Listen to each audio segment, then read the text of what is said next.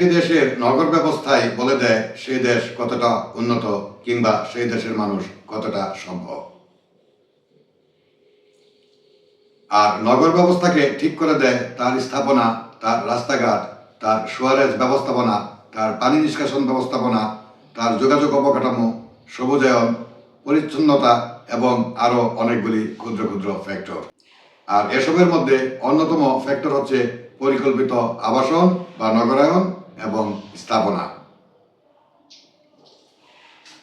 আর এই স্থাপনার ভাগ্য নির্ধারণ করে সেই দেশের স্থাপনা নির্মাণ নীতিমালা ও তার বাস্তবায়ন প্রক্রিয়া। বাংলাদেশে গত কয়েক দশকে হু হু করে নগরায়ন হয়েছে ঠিকই, কিন্তু তা কতটা পরিকল্পিত? পল্লী এলাকাগুলিতেও নিয়ম বহির্ভূতভাবে প্রতিনিয়ত গড়ে উঠছে অসংখ্য বাড়িঘর, এমনকি বহুতল অট্টালিকাও। অসচেতনতা, অনিয়ম, দুর্নীতি আর প্রভাব প্রতিপত্তিকে সবকিছুকে বৃদ্ধাঙ্গুলি দেখিয়ে স্থাপনা নির্মাণ নীতিমালাকে গিলে খেয়েছে।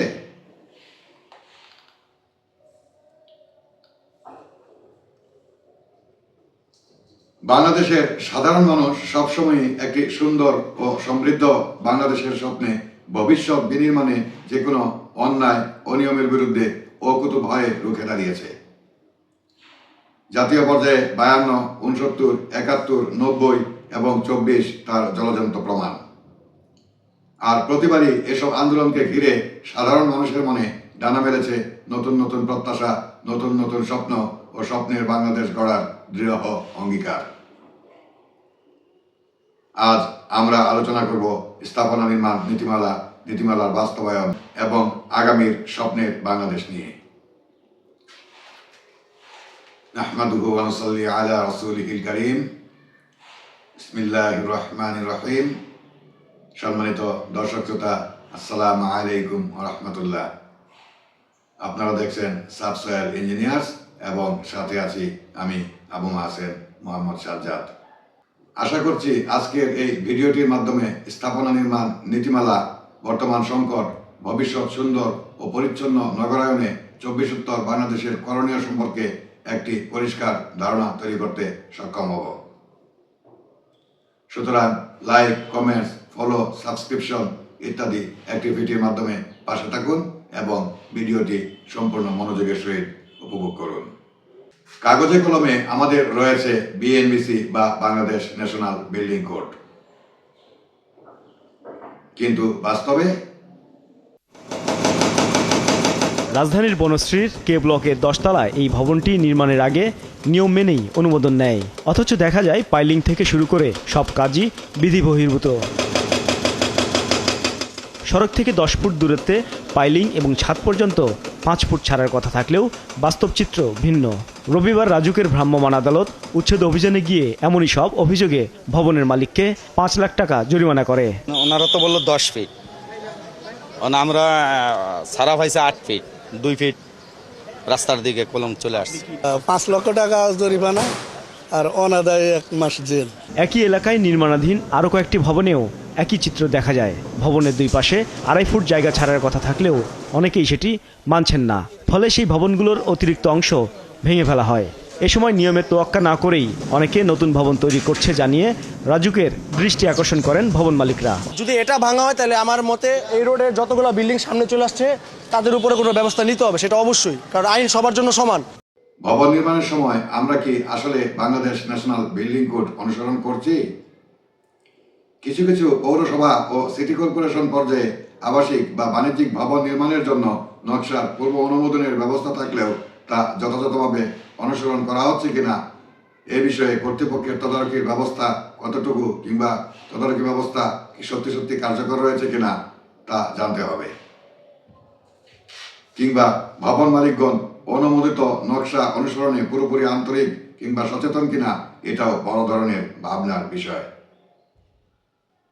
অথবা এমন হয় কিনা যে অনুমোদিত নকশা ড্রয়ারবন্দি রেখে অননুমোদিত কোনো নকশার অনুসরণ করা হচ্ছে কিংবা নকশা বহির্ভূত নির্মাণ কাজ বাস্তবায়িত হচ্ছে। বাংলাদেশে নকশা অনুমোদনের মানদণ্ড মূলত বাংলাদেশ ন্যাশনাল বিল্ডিং কোড বা বিএনবিসি 2020 দ্বারা নির্ধারিত হয়, যা নিরাপত্তা, স্বাস্থ্য এবং স্ট্রাকচারাল ইন্টিগ্রিটি এর জন্য ন্যূনতম মান নির্ধারণ করে দেয়। অনুমোদন প্রক্রিয়াটি স্থানীয় কর্তৃপক্ষ যেমন ঢাকার জন্য রাজুক, চট্টগ্রামের জন্য সিডিএ অথবা স্থানীয়ভাবে পৌরসভা দ্বারা পরিচালিত হয়। বিএনবিসি 2020 অনুসারে নকশা অনুমোদনের মূল মানদণ্ডগুলো একটু দেখে নেওয়া যাক।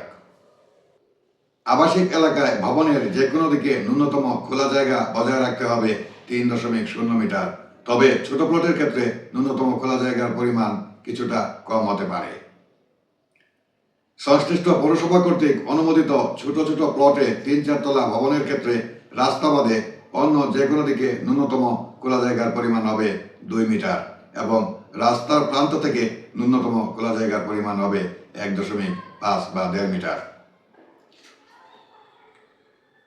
আবার নিরাপত্তা, দৃশ্যমানতা ও ভবিষ্যতের সড়ক সম্প্রসারণ নিশ্চিত করার জন্য জাতীয় মহাসড়কের পাশে ভবনের সেটব্যাক বা ন্যূনতম খোলা দূরত্ব রাস্তার প্রস্থ এবং জোনিং অনুসারে পরিবর্তিত হয়। হাইওয়ে সীমানা থেকে কমপক্ষে 10-15 মিটারের ন্যূনতম খোলা দূরত্ব প্রায়শই বাধ্যতামূলক, যদিও উচ্চ গতির অঞ্চলগুলির জন্য এটি আরও বেশি হতে পারে। ফ্লোর এরিয়া রেশিও FAR এবং ম্যাক্সিমাম গ্রাউন্ড কভারেজ MGC এই দুটি বিষয় বিএনবিসি 2020 বা বিএনবিসি 2020 অনুসারে নকশা অনুমোদনের অন্যতম মানদণ্ড। অবস্থান, রাস্তার প্রস্থ এবং প্লটের আকারের উপর ভিত্তি করে FAR বা ফার এর মান পরিবর্তিত হয় এবং উচ্চতর ঘনবসতি এলাকাগুলিতে 3.5 এর মতো উচ্চতর ফার মান অনুমোদিত। একটি নির্মাণ সাইটের জন্য সর্বাধিক গ্রাউন্ড কভারেজ প্রায়শই মোট সাইট এলাকার 35% থেকে 62.5%-এর বেশি হতে পারে না। জলাবদ্ধতা রোধ করার জন্য প্লিন্থ স্তরটি সংলগ্ন রাস্তার সেন্ট্রাল লাইন থেকে কমপক্ষে 450 মিলিমিটার বা 1.5 ফিট উপরে থাকতে হবে। সার্বজনীন অ্যাক্সেসের জন্য সিঁড়ি এবং লিফটের পাশাপাশি র্যাম্পের ব্যবস্থা রাখতে হবে এবং ইউজারের উপর ভিত্তি করে পর্যাপ্ত স্যানিটেশন সুবিধার ব্যবস্থাও বাধ্যতামূলক। ভবনগুলির জন্য নির্দিষ্ট ক্যাটাগরি যেমন 1 থেকে 4 বিবেচনায় রাখতে হবে। নকশাগুলিতে বাংলাদেশের ভূমিকম্প ম্যাপ অনুযায়ী 4টি ভূমিকম্প অঞ্চলের আলোকে প্রজেক্ট অঞ্চলটি বিবেচনায় থাকতে হবে। ফাউন্ডেশন টাইপ যেমন শ্যালো ডেপথ ফাউন্ডেশন বা ডিপ ফাউন্ডেশন বা ম্যাট ফাউন্ডেশনের ন্যায্যতা প্রমাণ করার জন্য সয়েল টেস্ট সম্পন্ন করে নিতে হবে। স্ট্রাকচারাল অ্যানালাইসিস বিএনবিসি পার্ট 6 অনুসারে dead load, live load, wind load এবং আর্থকোয়াক লোড অন্তর্ভুক্ত থাকতে হবে। ট্রাভেল ডিস্টেন্স এবং লোকজনের লোডের উপর ভিত্তি করে সঠিকভাবে পরিকল্পিত ফায়ার এক্সিট প্রয়োজন। উচ্চ উচ্চ ভবনগুলিতে 33 মিটার বা 10 তলার উপরে হলে স্বয়ংক্রিয় স্প্রিংকলার সিস্টেম, স্ট্যান্ড পাইপ এবং অগ্নি বিপদাশঙ্কা অন্তর্ভুক্ত থাকতে হবে।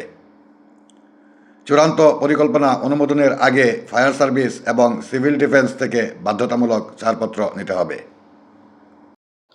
অনুমোদনের জন্য প্রয়োজনীয় কাগজপত্র। অনুমোদনের জন্য আপনার নকশা জমা দিতে যেমন রাজুক বা ECPS এর মাধ্যমে আপনার প্রয়োজন মালিকানা সংক্রান্ত নথি যথা জমির দলিল কিংবা বরাদ্দপত্র। Professional certification. Institute of architects Bangladesh IAB অথবা institution of engineers Bangladesh IEB এর সদস্য দ্বারা স্বাক্ষরিত প্ল্যান বা পরিকল্পনা। অগ্নি, পরিবেশ, ECC এবং ইউটিলিটি প্রদানকারী যেমন ওয়াসা এবং ডেস্কো থেকে ছাড়পত্র।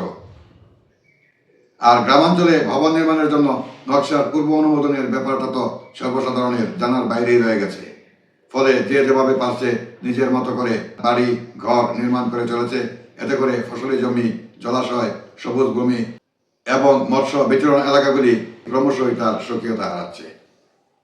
এছাড়া প্রভাবশালীদের ছত্রছায়ায় নকশা বহির্ভূত ভবন নির্মাণ কি ফ্যাশন হয়ে দাঁড়িয়েছে, সেটাও ভেবে দেখবার বিষয়। অবিবেচনাপ্রসূত নির্মাণ কর্মে মানচিত্র থেকে গায়েব হয়ে যাচ্ছে খাল ও জলাভূমি। অনেক ক্ষেত্রে প্রভাবশালীদের নিয়ম বহির্ভূত হস্তক্ষেপ খতিয়ে দেখার দাবি রাখে।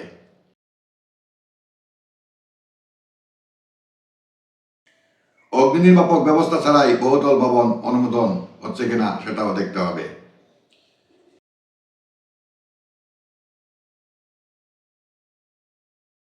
রাজুক বা সিরিয়ার মতো প্রতিষ্ঠানগুলিতে ফাইল আটকে রেখে ঘুষের বাণিজ্যের ব্যাপারটাও লোকমুখে প্রচলিত আছে। বাংলাদেশে আবাসন ব্যবসা এবং প্রভাবশালী রাজনীতি একে অপরের পরিপূরক হয়ে দাঁড়িয়েছে। অনেক ক্ষেত্রেই দেখা যায় নীতিমালার চেয়ে বড় হয়ে দাঁড়ায় উপর মহলের আশীর্বাদ। টেন্ডারবাজি থেকে শুরু করে অবৈধ দখল সবখানেই রাজনীতি এবং প্রভাবশালীদের ছায়া।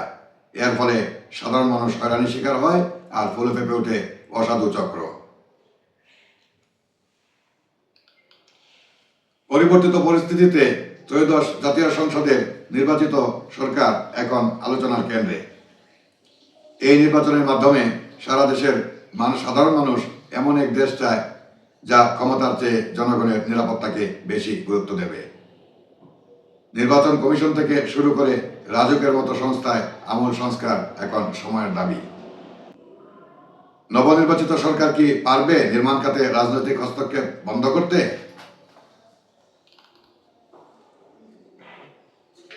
নতুন সরকারের কাছে তাহলে আমাদের কি প্রত্যাশা? ভবন নির্মাণে কোনো দলীয় প্রভাব থাকবে না, আইনি শাসন অবশ্যই থাকবে। ড্যাপের সঠিক বাস্তবায়ন নিশ্চিত করতে হবে। নকশা অনুমোদন থেকে শুরু করে নজরদারি পর্যন্ত সবকিছু অনলাইন সিস্টেমে নিয়ে আসা, যাতে মধ্যস্বত্বভোগীদের দৌরাত্ম্য অনেকাংশেই কমে যায়। শহরকে কংক্রিটের জঙ্গল না বানিয়ে বাসযোগ্য সবুজ শহর হিসাবে গড়ে তুলতে হবে। নির্বাচন মানে কেবল একটি ভোট নয়, নির্বাচন হচ্ছে একটি পরিবর্তনের অঙ্গীকার। আমরা এমন এক বাংলাদেশ চাই যেখানে একটি স্থাপনা নির্মাণের জন্য কাউকে রাজনৈতিক দপ্তরে ধর্ণা দিতে হবে না। আইন হবে সবার জন্য সমান। ত্রয়োদশ জাতীয় নির্বাচনে সংসদ এবং সরকার হোক সেই পরিবর্তনের প্রথম ধাপ। আপনার এলাকায় কি ভবন নির্মাণে নিয়ম মানা হচ্ছে? আপনার প্রত্যাশা কি? কমেন্টসে আমাদের জানান। ভিডিওটি ভালো লেগে থাকলে যার যার সোশ্যাল মিডিয়া টাইমলাইনে রেখে দিতে পারেন, অর্থাৎ শেয়ার দিতে পারেন। আজকে এ পর্যন্তই। দেখা হচ্ছে পরবর্তীতে অন্য কোনো ভিডিওতে, অন্য কোনো সময়, অন্য কোনো আলোচনা নিয়ে। ততক্ষণ ভালো থাকুন, সুস্থ থাকুন। আল্লাহ হাফেজ। আসসালামু আলাইকুম ওয়া রাহমাতুল্লাহ।